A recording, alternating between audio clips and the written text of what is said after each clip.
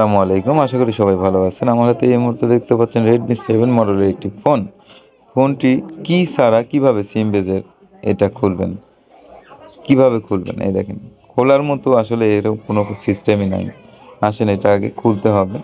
ভিডিওটি খুব তাড়াতাড়ি শেষ করার জন্য একটু টেনে দিচ্ছি।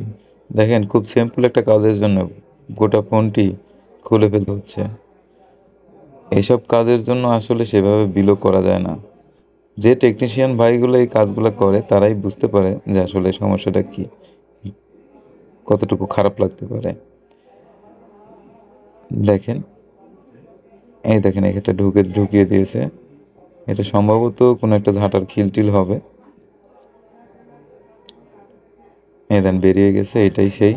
একই কাজ বারবার আসতেছে, তাই এই ভিডিওটা করা, যাতে করে আপনারা গুরুত্বটা বুঝতে পারেন। বের করা শেষ, এখন দেখেন আবার ফিটিং করব।